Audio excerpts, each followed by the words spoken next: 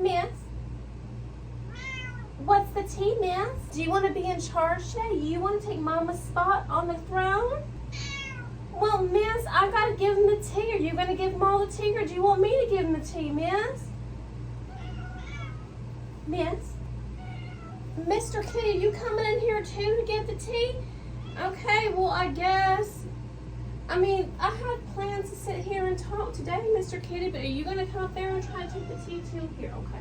You two can both sit up here and give the tea to the people, okay? Okay, I mean, are you guys cool with this? It seems like they want to take this spot in the throne today. They don't want to let me sit down and tell the tea. They just want to give all the tea themselves. Isn't that right, Mr. and Miss Kitty? Mr. Kitty, I mean, you guys, at least look at him if you're going to be... Mr. and Miss Kitty, at least look at the people. If you're going to give them the tea, you got to look at them at least. I mean, come on now. Okay, Mr. Kitty, as much as I'm sure they like you a lot more than they like watching me, I'm going to take my spot back on the throne. I need you guys to remember who the queen of the drama is in this house. You guys are the prince and princess, but you need to remember who the queen is, okay? Miss, okay, she wants to be the queen. Hey Shelby Bells, it's Shelby. Welcome back to my channel. Thank you so much for tuning in for another video. In today's video, you guys, we need to talk about Gabbie Hanna. Gabbie Hanna has posted onto her YouTube community page a letter to her fans, kind of. It was posted on July 4th, just about her experience on July 4th, 2021. This video is going to have talks of self-harm and that kind of a thing. So if you are triggered by those kind of things, maybe this isn't the video for you. But yeah, we're gonna be talking about that and my thoughts on that. If you're interested in hearing more about that drama, make sure that you keep on watching.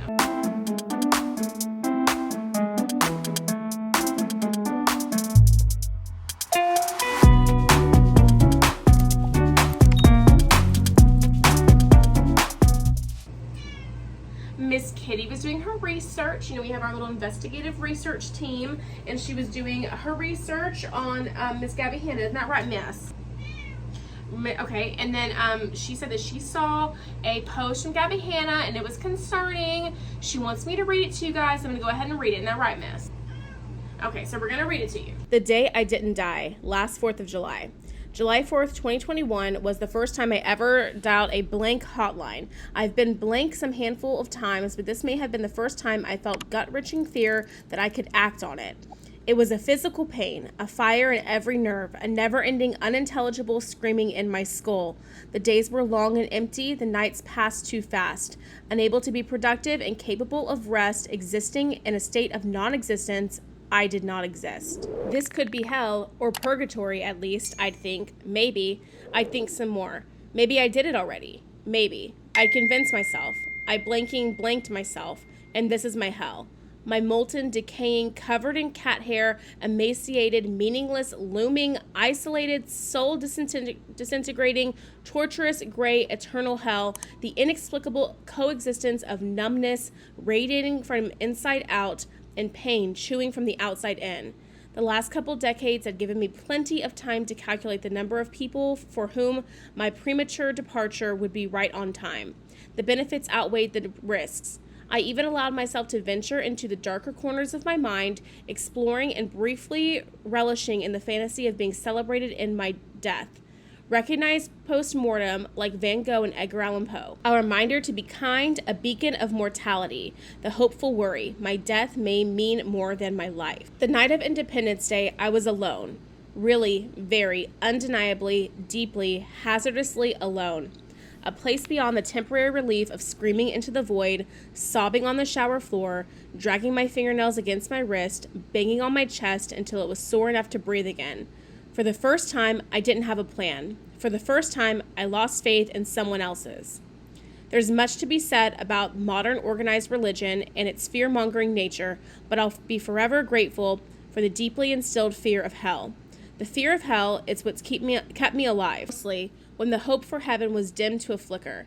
That and the 2 kittens, who needed me about half as much as I needed them, sleeping with me every night. Last Independence Day, I dialed a blank hotline for the first time.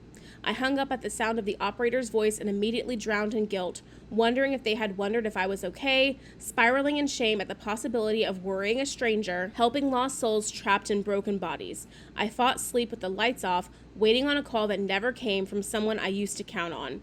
It scared me how empty words can be, how empty hearts could become. This Independence Day, I am so grateful to be alive.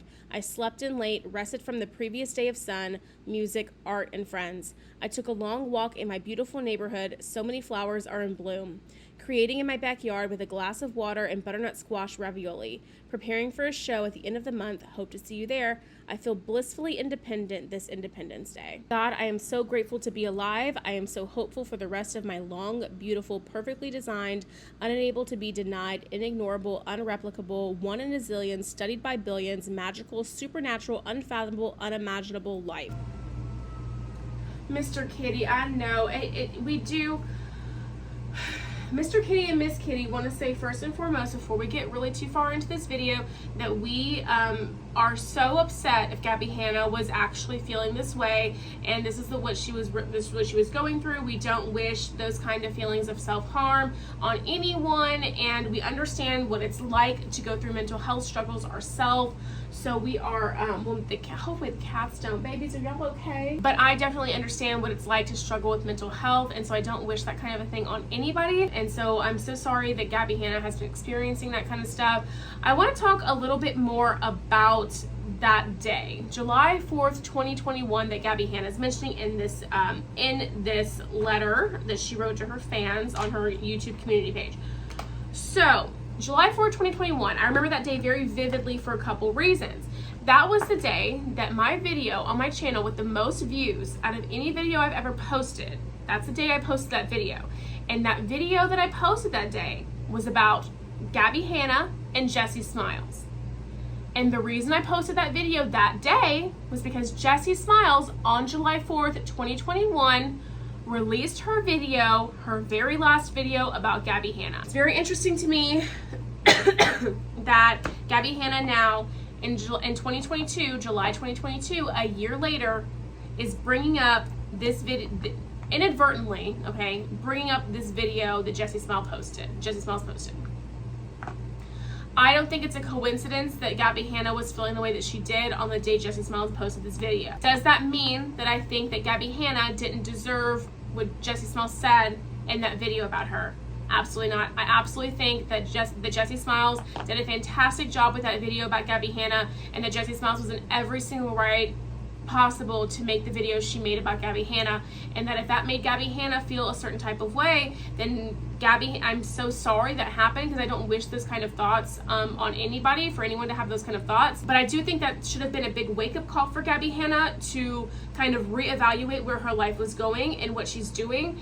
And I think instead it kind of she kind of fought fire with fire, and then everything kind of exploded and like went off, and she just kind of took the wrong route to handle how she was feeling. If Gabbie Hanna was having these feelings and feeling very sad and depressed and all of that, the wrong thing to do is to self-destruct and to keep attacking everyone else that might care about you, or that has cared about you, or that you have a relationship with on social media. And that's what Gabbie Hanna did with that situation. Gabbie said some really awful things about Jessi Smiles and did some really awful things to Jessi Smiles. Let's not forget. And while, again, I'm going to say this a million times throughout this video so that the message is not missed, because you guys will just take, you know, one thing and be like, I can't believe you don't feel bad for Gabbie Hanna for the, and that's not what I'm saying. I don't wish these kind of feelings for anyone to have them, okay? I think that Gabbie Hanna needs to do some self-reflection and take some ownership for her part in what caused Jessi Smiles to create that video in the first place. Because Gabbie Hanna, she said a lot of nasty, mean things and did a lot of nasty, mean things to Jessi Smiles. And at the time, Jessi was pregnant with a miracle baby. And you can't knock Jessi for finally speaking up and making her final video about everything that happened with that. You cannot knock that. I mean, Gabbie Hanna basically told Jessi Smiles' abuser that she didn't believe that he did it, if you guys remember that. I think the biggest issue with Gabbie Hanna is that she doesn't know how to take accountability for her actions. Gabbie Hanna wants to play the victim in every single situation that comes up. Gabbie Hanna's never wrong in anything that ever happens with her. It's always other people doing things to Gabbie Hanna. And that's just not true. It's just not true. We've seen the receipts, we've seen the proof.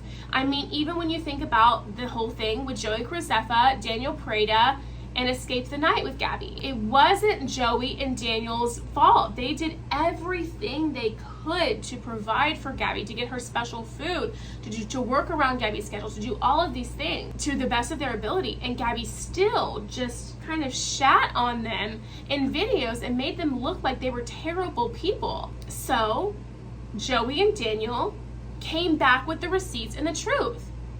And then Gabbie's the victim always. Gabbie says certain things about Jessi Smiles. Jessi Smiles comes out and says her truth with receipts, and then boom, Gabbie's the victim again. But in the receipts, we see things differently.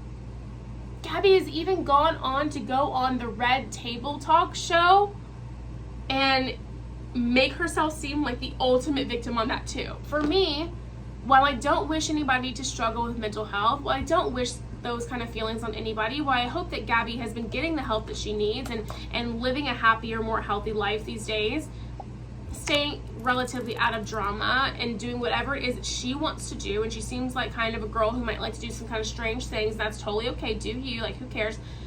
You know, I just think that still, by posting this message, she's playing the victim again. She's playing the victim again and not taking any ownership of or accountability in her parts in any of this either. Anymore still. I can't talk. Gabbie Hanna plays a huge part in her own self-destruction.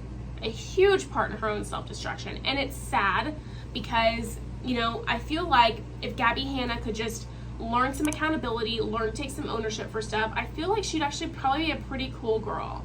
I really do. And you know, her voice, her new song that she came out with, I mean, her voice sounds good. It's kind of cute or whatever, the song, right? You know, she's not completely not talented. She's pretty. I feel like she could go very far if she could just learn to kind of mature a little bit and take some ownership and accountability for her own actions. And when you don't, when you continue to not take ownership or accountability for the things that you do, and everybody around you is kind of like telling you, like, you know, hey, this is on you, like, you need to take some part in this, like, you can't just act like this, whatever. For that to be getting in her head the way that it does, and for it to be making her feel like even more the victim instead of doing any kind of self-reflection, it's just strange to me. I never really met a person quite like that. I mean, I think that we kind of see like Trisha Paytas is kind of the same way. I don't know, you guys. I just feel like she would be a lot happier of a person if she took accountability for the things that she actually did. And I feel like this post, while she was sharing some dark thoughts she had with her audience, and again, I think it's brave to share that you've had those thoughts with people. I'm sorry you had those thoughts. I hope that you've been getting the help that you need and that you're doing well and that you are past that phase in your life where you're thinking those things about yourself. I really, truly do hope that for you, Gabbie. I think that it still kind of shows me a little bit of playing the victim, and she's not a victim. There's a lot that she's done to kind of cause everything that has come her way last summer. And now that she's back, not even involved in drama anymore, just posting like some weird stuff on social media, and like has nothing to do with the drama anymore. She's bringing up this old stuff that people are going to put 2 and 2 together. I put it together pretty quick because I posted that video on July 4th, and it was a holiday, so I remember it and all of these things. But other people are going to put that stuff together too, and that's just going to drag her back into the drama. Is that what Gabbie wants? Does Gabbie want to be back in the drama? Are her views down? Is she trying to make some money? She's trying to like do that whole thing? Who knows? Maybe that's what she's trying to do. I don't know. But I feel like ultimately, you know, posting that whole thing has really did above all else just show me that Gabbie still has not taken any accountability for her actions, and really is still just stuck in this playing the victim mentality. And that's sad to see, because I was hoping that when we saw Gabbie Hanna come back after the extended period of time that she hasn't been on YouTube, I was hoping we'd see a little bit of a changed, you know, more evolved form of Gabbie, if you will. I don't know. Let me know what you think about all this stuff in the comment section down below. Again, Gabbie, I hope that you're feeling better mentally. I hope that you're not going through those thoughts anymore. I hope that you've gotten the help that you need. But that's just kind of my thoughts on the whole thing. Let me know what you think about it in the comment section down below. I'd love to hear from you. And that's going to be it for today's video, you guys. If you did enjoy it, make sure you give me a big thumbs up. Subscribe to my channel down below. Don't forget to ring the bell so you're notified of all my future videos when they do post. Remember, all Shelby bells ring the bell. And yeah, if you enjoyed today's video, YouTube should be suggesting a couple more down here for you to choose from. So I'd love it if you did that. And aside from that, I will see you in the next video. Bye, guys.